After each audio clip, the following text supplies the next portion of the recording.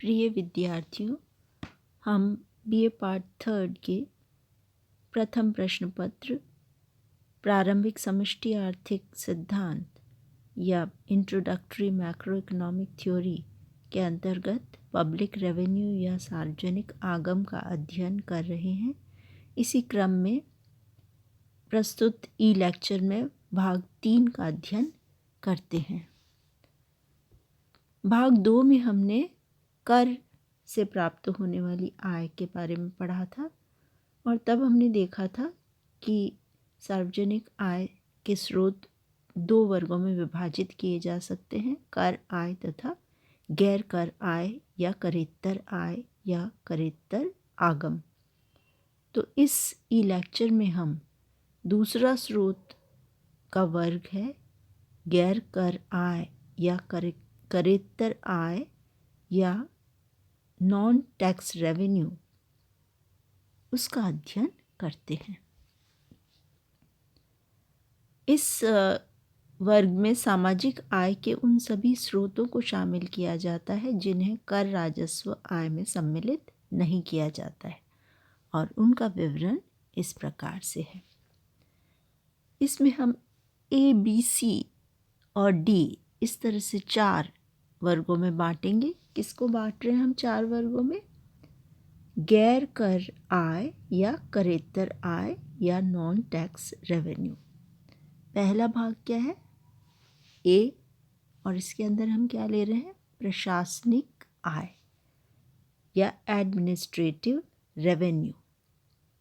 प्रशासनिक आगम या प्रशासनिक आय या administrative revenue of the government. और इसको हम 5 हेड्स के अंदर पढ़ेंगे। पहला है कीमत, दूसरा फीस या शुल्क, तीसरा विशेष निर्धारण या विशेष कर, चौथा जुर्माना एवं संपत्ति को जब्त करना और 5वां लाइसेंस शुल्क। दूसरा वर्ग है बी, उपहार एवं अनुदान। किसका दूसरा वर्ग है ये? गैर कर आय या करेत्तर आय या नॉन टैक्स रेवेन्यू का। तीसरा है व्यावसायिक आय। चौथे श्रेणी के अंदर हम अन्य सभी आय लेंगे जो सरकार करों के अलावा अन्य स्रोतों से प्राप्त करती है या गैर कर आय है। वो है सार्वजनिक संपत्ति से आय, हीनार्थ प्रबंधन, महसूल या ड्यूटी, ऐच्छिक या बलात् ऋण, मृतकों की संपत्ति पर अधिकार तथा दरें। आइए अब विस्तार से इनको समझते हैं। सबसे पहले हम ए भाग ले रहे हैं जिसके अंतर्गत विभिन्न प्रकार के प्रशासनिक आय या एडमिनिस्ट्रेटिव रेवेन्यू के बारे में पढ़ते हैं। प्रशासनिक कार्यों के परिणाम स्वरूप उत्पन्न होने वाली आय को प्रशासनिक आय कहा जाता है। कई प्रशासनिक कार्य करती है सरकार और उनसे आय उत्पन्न होती है। इसमें कौन कौन सी आय सम्मिलित है? प्रशासनिक आय में सबसे पहले है कीमत। साधारण व्यवसायी जो होता है, जो व्यवसाय करता है, बिजनेसमैन, उसकी भांति ही सरकार विभिन्न प्रकार की व्यवस्थाओं के संचालन से आय प्राप्त करती है। राज्य द्वारा नागरिकों को प्रदान की जाने वाली वस्तुओं एवं सेवाओं के बदले में ली जाने वाली राशि कीमत कहलाती है। जिस तरह से बिजनेस वस्तुएं और सेवाएं प्रदान करते हैं और बदले में कीमत लेते हैं, उसी तरह सरकार भी अपने नागरिकों को वस्तुएं और सेवाएं प्रदान करती है और उसके बदले में राशि लेती है और वही राशि कीमत कहलाती है। इस प्रकार प्रशासनिक आय का पहला वर्ग कौन सा है? कीमत। कीमत के रूप में आय का स्रोत मिलता है सरकार को। उदाहरण हम ले सकते हैं रेल सेवा। सरकार रेलें चलाती है। पोस्टल डिपार्टमेंट जो है, पोस्ट ऑफिस से विभिन्न सेवाएं या डाकदार विभाग जिसे हम कहते हैं, वह अनेक प्रकार की सेवाएं देते हैं और उसके बदले में हम राशि चुकाते हैं, तो ये राशि सरकार को प्राप्त होती है और वह उन सेवाओं की कीमत या उनका मूल्य होता है। जो व्यक्ति सरकारी सेवाओं का उपयोग नहीं करते हैं उन्हें मूल्य देने की आवश्यकता नहीं होती है। तो ये कर से इस प्रकार से भिन्न है। जहाँ कर अनिवार्य होता है, अनिवार्य भुगतान है, सभी को देना होता है और उसके बदले में उन्हें कोई विशेष सेवा नहीं मिलती है, सभी को बराबर सेवाएं मिलती हैं उस धन से या उस राशि से। जब ये कीमत है उसका भुगतान ऐच्छिक होता है। यदि आप ट्रेन से जाएंगे तो ही आपको देना पड़ेगा उसके टिकट की कीमत, अन्यथा देने की आवश्यकता नहीं है। इसी तरह डाकतार विभाग से यदि कोई सेवा आप लेंगे तभी आपको पैसा चुकाने की ज़रूरत है, अन्यथा नहीं है, जबकि कर अनिवार्य होते हैं। इस प्रकार से कीमत और कर एक दूसरे से भिन्न होते हैं। दूसरा वर्ग है फीस या शुल्क।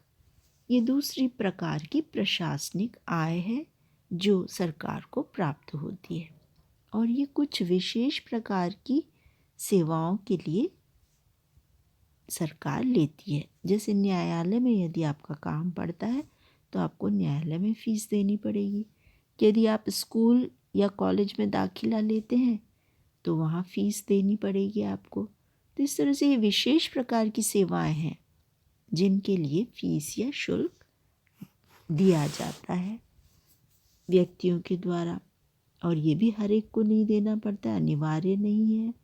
जिसको सेवा लेनी है वो फ़ीस देता है, जिसको सेवा नहीं लेनी है वह फ़ीस नहीं लेता है। और सरकार या तो पूरी लागत लेती है, कई बार कम भी लेती है फ़ीस। जैसे सरकारी स्कूल कॉलेजों में जितनी लागत आती है उससे कम फ़ीस ली जाती है।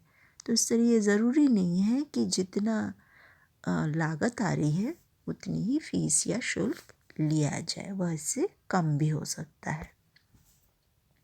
अगला है विशेष निर्धारण की अगली प्रशासनिक आय है। तीसरे प्रकार की प्रशासनिक आय सरकार की, और इसका प्रारंभ सबसे पहले अमेरिका में हुआ था, जब सरकार ने कुछ विशेष कार्यों को क्रियान्वित करने के लिए विशेष कर लगाए और उसे उन्होंने नाम दिया विशेष निर्धारण या विशेष कर। सेलिग्मैन नामक प्रसिद्ध अर्थशास्त्री के अनुसार एक विशेष निर्धारण एक अनिवार्य अंशदान है। ये कर की तरह अनिवार्य है, फीस और कीमत की तरह नहीं है कि ऐच्छिक रूप से दिया जाए, बल्कि यह एक अनिवार्य अंशदान है, परंतु यह प्राप्त हुए विशेष लाभों के अनुपात में लगाए जाते हैं। जहाँ कर लाभों से संबंधित नहीं है, ये विशेष लाभों से संबंधित है, और जितना लाभ जो व्यक्ति प्राप्त करता है उसके अनुपात में लगाए जाते हैं। सबसे बराबर नहीं लिए जाते, बल्कि जो व्यक्ति लाभ लेता है उसी से लिए जाते हैं, और जितना लाभ लेता है उसके अनुपात में लिए जाते हैं। जो अधिक लाभ लेता है उससे अधिक, और जो कम लाभ लेता है उससे कम लिए जाते हैं, जिससे सार्वजनिक हित में संपत्ति पर विशेष सुधार करने की लागत को पूर्ण किया जा सके। ये हैं किस लिए? सार्वजनिक हित के लिए, सभी के हित के लिए हैं। पर फिर भी ये अनिवार्य अंशदान के रूप में लिए जाते हैं। उदाहरण से हम इसे और अच्छी तरह समझ सकते हैं। यदि सरकार कहीं बांध बनवा दे या नहरें निकलवा दे तो उससे क्या होगा? कृषि भूमि पर अधिक उत्पादन करना संभव हो पाएगा, उसकी उत्पादकता बढ़ जाएगी, और कृषि भूमि की जब उत्पादकता बढ़ जाएगी तो उसकी कीमत भी बढ़ जाएगी। इस प्रकार यदि नगरपालिका किसी आवासीय बस्ती में सड़कें, नालियाँ आदि बनवा दे तो उस बस्ती में रहने वालों को सुविधा हो जाएगी, विशेष प्रकार के लाभ होंगे, और इससे क्या होगा? उनके मकानों की कीमत बढ़ जाएगी। तो उस स्थिति में नगर पालिका उस क्षेत्र के लोगों पर विशेष कर निर्धारण करती है। अगला है जुर्माना एवं संपत्ति को जब्त करने से होने वाली आय। देश के नागरिक सरकारी नियमों को पालन करते हैं और यदि वे उनका उल्लंघन करते हैं तो सरकार उनसे जुर्माना वसूल कर सकती है, फाइन लगा सकती है। जुर्माना लगाने का मुख्य उद्देश्य परंतु लाभ कमाना नहीं होता। सरकार आय करने के लिए जुर्माना नहीं लगाती है, बल्कि कानून का पालन करवाने के लिए, जिससे कि व्यवस्था बनी रह सके, देश के अंदर प्रशासन ठीक से चलाया जा सके, उसके लिए नागरिकों को कानून का पालन करवाने के लिए, कानून तोड़ने वालों को रोकने के लिए सरकार जुर्माना वसूल करती है। तो जुर्माना या फाइन क्या है? ये आय न होकर बल्कि कानून के पालन करवाने का एक जरिया है, जिससे कि सरकार लोगों से, नागरिकों से कानून का पालन करवा सके। इसके अतिरिक्त कई बार निजी संपत्ति को सरकार कानूनन सार्वजनिक हित में अधिग्रहित कर लेती है। जैसे किसानों की भूमि को बांध बनाने के लिए, रोड निकालने के लिए कर लेती है। इसी तरह से शहरों में भी रोड्स वगैरह निकालने के लिए या इंडस्ट्रीज़ वगैरह के लिए जो बाहरी क्षेत्रों में भूमि होती है उनको अधिग्रहित कर लेती है। इस प्रकार यदि कोई सरकार कानूनन हित में अधिग्रहित करती है तो वो भी इसके अंतर्गत शामिल होती है। यदि कोई व्यक्ति बिना उत्तराधिकारी या बिना वसीयत के मर जाता है तो उसकी संपत्ति भी सरकार जब्त कर लेती है। और जुर्माने तथा इस प्रकार की आय का संबंध प्रबंध लागत से नहीं होता और कोई भी सरकार इस स्रोत से अधिकतम आय भी अर्जित नहीं करना चाहती। तो इसकी विशेषता यही है कि ये एक ऐसी मद है जिससे सरकार आय नहीं अर्जित करना चाहती, परंतु तो कोई लागत नहीं है ऐसी जिसको कवर करने के लिए वो आय अर्जित करना चाहती है, परंतु अन्य कारणों से सरकार ये आय लेती है। और अंत में है लाइसेंस शुल्क। प्रशासनिक आय में अंतिम प्रकार है लाइसेंस शुल्क।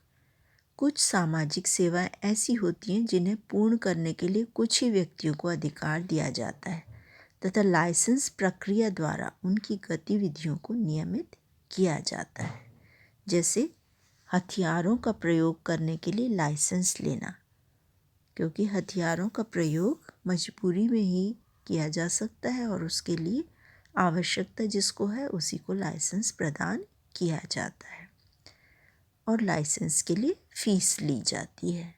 अफीम की खेती लिमिटेड मात्रा में इंडस्ट्रियल पर्पस के लिए, मादक द्रव्य शराब आदि की बिक्री जो है स्वास्थ्य के लिए हानिकारक है, परंतु सरकार अपनी आय के लिए अक्सर आजकल ये शराब की बिक्री करती है और लाइसेंस देती है, क्योंकि उसको काफ़ी बड़ी आय इससे मिलती है। तो ये तो लोगों को ही जागरूक होने की आवश्यकता है कि ये हार्मफुल है, स्वास्थ्य के लिए हानिकारक है, संपत्ति की आय की बर्बादी है।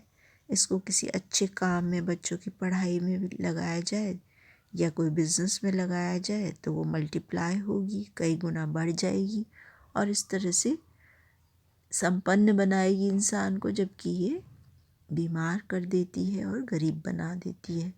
तो इसलिए सरकार लाइसेंस द्वारा अधिकार दे देती है और उसको इससे आय प्राप्त हो जाती है। उपहार एवं अनुदान ये दूसरी श्रेणी है। बी श्रेणी क्या है? उपहार एवं अनुदान। जब निश्चित उद्देश्यों की पूर्ति के लिए देश की जनता एवं अंतर्राष्ट्रीय संस्थाएं उपहार के रूप में धनराशि सरकार को प्रदान करती हैं तो यह सरकारी आय का स्रोत बन जाता है। और उपहारों की विशेषता क्या होती है? जब सरकार को दिए जाते हैं तो ये विशेष कार्यों के लिए दिए जाते हैं। जैसे कोई विशिष्ट विपत्ति आने पर, अभी कौन सी विपत्ति आई हुई है? महामारी आई हुई है।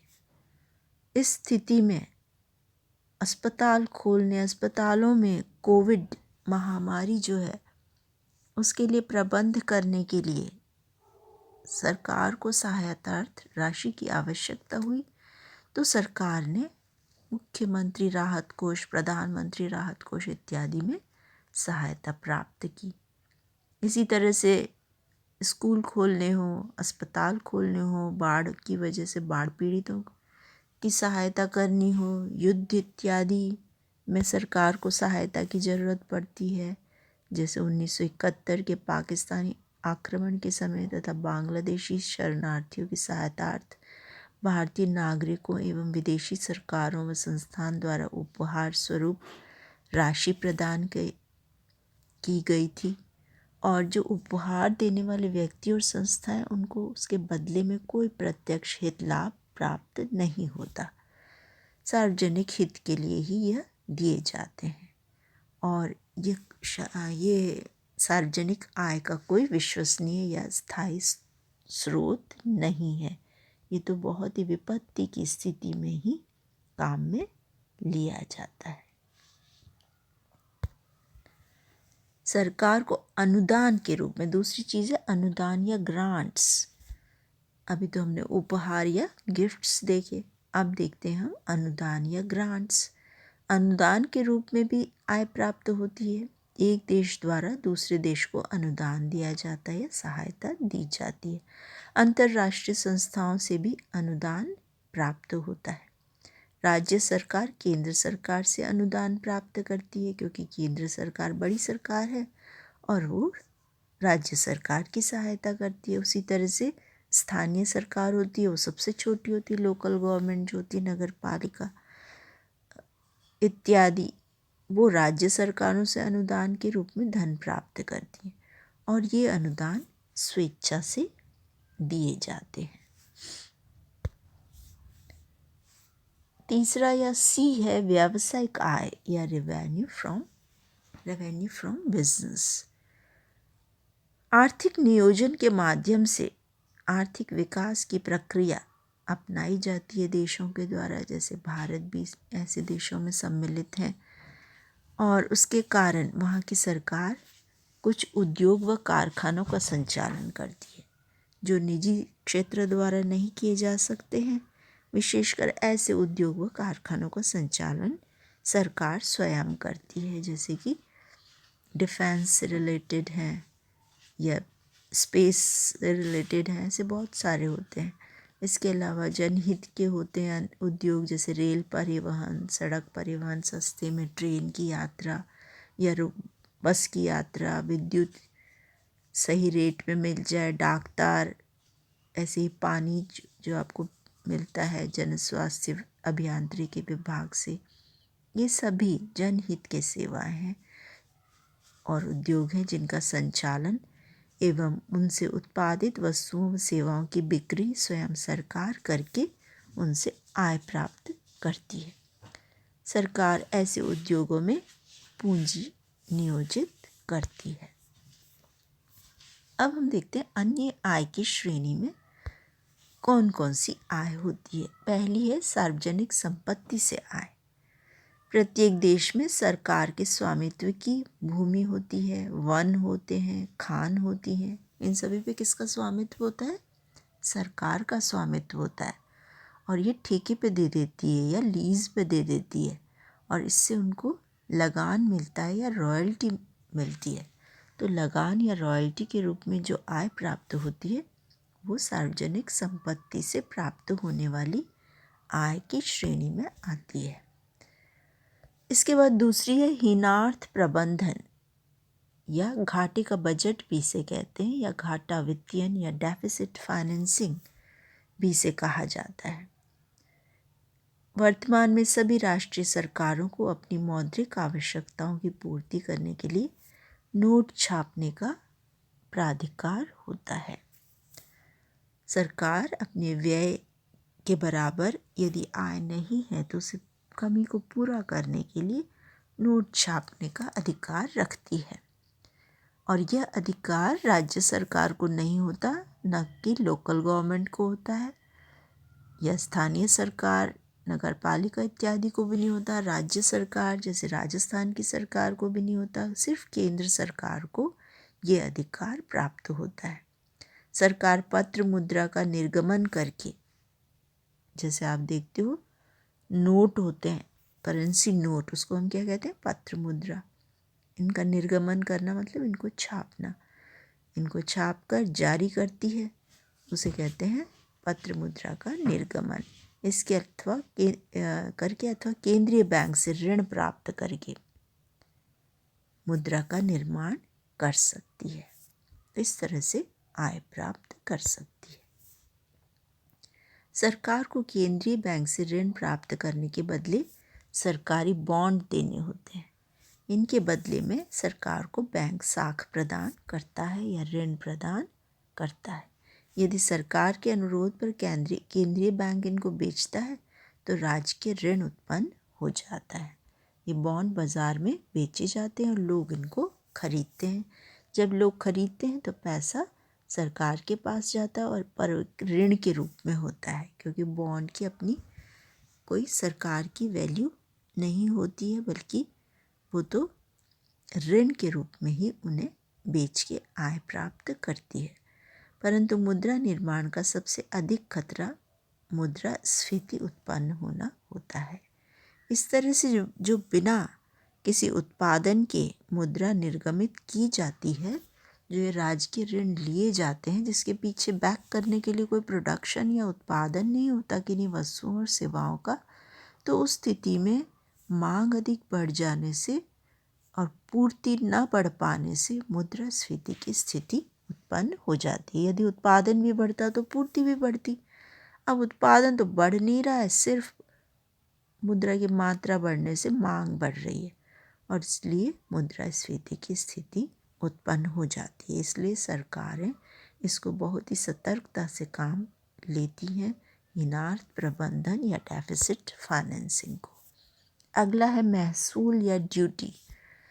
नशीली वस्तुओं के उपभोग को कम करने के उद्देश्य से सरकार महसूल लगाती है। इससे एक तरफ उनके उपयोग में कमी आती है, वहीं दूसरी तरफ सरकार को आय भी प्राप्त होती है। सरकार भांग, गांजा, अफीम, शराब आदि हानिकारक वस्तुओं के उपभोग को हतोत्साहित करने के लिए इन वस्तुओं पर महसूल लगाकर इन्हें महंगा करती है। हमने लाइसेंसिंग के अंतर्गत भी इनको देखा था। लाइसेंस भी दिए जाते हैं, उससे भी सरकार को आय होती है और वो भी इसीलिए दिए जाते हैं कि कम उपभोग हो। और इसी तरह से ड्यूटी जो लगाई जाती है वो वैसे आय के लिए नहीं लगाई जाती है, परंतु रोकने से कि लोग ना काम में लें इन्हें, इसलिए ड्यूटी लगाई जाती है। तो लोगों की समझदारी के ऊपर ये निर्भर करता है कि वे इनको काम में न लें। इसके बाद में ऋण, ऐच्छिक व बलात् या वॉलंटरी एंड कंपल्सरी लोन्स। सरकार अपने व्यय की पूर्ति हेतु अनेक बार आंतरिक एवं बाह्य स्रोतों से ऋण प्राप्त कर आय वृद्धि का प्रयास करती है। आंतरिक भी हो सकते हैं स्रोत और बाह्य स्रोत भी होते हैं जिनसे ऋण लेती है, और यह वॉलंटरी या इच्छा से भी हो सकते हैं, बलात् या कंपल्सरी भी हो सकते हैं। आंतरिक ऋण प्राप्त करने में देश के कुल साधनों पर कोई प्रभाव नहीं पड़ता है। केवल साधन व्यक्तिगत हाथों से राज्य के पास स्थानांतरित हो जाते हैं, जबकि बाह्य ऋण में अर्थव्यवस्था के साधनों की मात्रा बढ़ जाती है। आंतरिक में एक हाथ से दूसरे हाथ, एक व्यक्ति से दूसरे हाथ, व्यक्ति से राज्य के हाथ, आंतरिक तो यही होते हैं। तो यहाँ पे क्या होता है, सरकार जब आंतरिक ऋण लेती है तो लोगों से सरकार के पास चले जाते हैं और कुछ भी साधनों की मात्रा में वृद्धि नहीं होती। और यदि विदेशों से ऋण लिया जाएगा तो साधनों की मात्रा अर्थव्यवस्था में बढ़ जाती है। सार्वजनिक ऋण को आजकल सरकार सुविधाजनक व आसान मानती है क्योंकि इसके माध्यम से जनता को कम असुविधा देकर उन्हें वस्तुएं एवं सेवाएं प्रदान करती है। सुविधाजनक व आसान।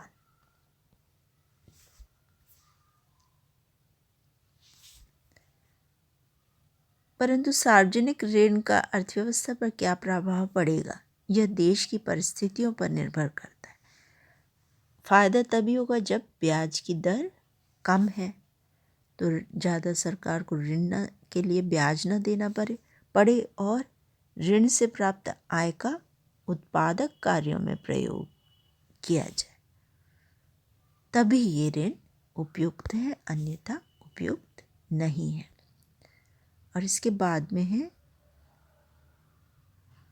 दरें या रेट्स। स्थानीय संस्थाओं द्वारा अपनी सीमाओं के भीतर जो कर लगाए जाते हैं उन्हें दर कहते हैं। भिन्न भिन्न स्थानों पर दरें भी भिन्न भिन्न होती हैं। व्ययों की पूर्ति के लिए सरकार प्रत्येक क्षेत्र में कुछ न कुछ दरें निर्धारित करती है। निष्कर्ष के रूप में हम कह सकते हैं कि सार्वजनिक आय के विभिन्न स्रोतों के इस विवेचन से स्पष्ट है कि सबसे महत्वपूर्ण स्थान जो है वो करों का से प्राप्त आय का है। विकासशील देशों में विदेशी ऋण, हीनार्थ प्रबंधन या डेफिसिट फाइनेंसिंग व सहायता भी सरकार की आय के महत्वपूर्ण स्रोत हैं, परंतु इन सभी साधनों में कर का स्थान सर्वोपरि है और भविष्य में भी यह राज्य की आय का मुख्य स्रोत बने रहेंगे। इसी के साथ हम इस लेक्चर को यहीं विराम देते हैं। धन्यवाद।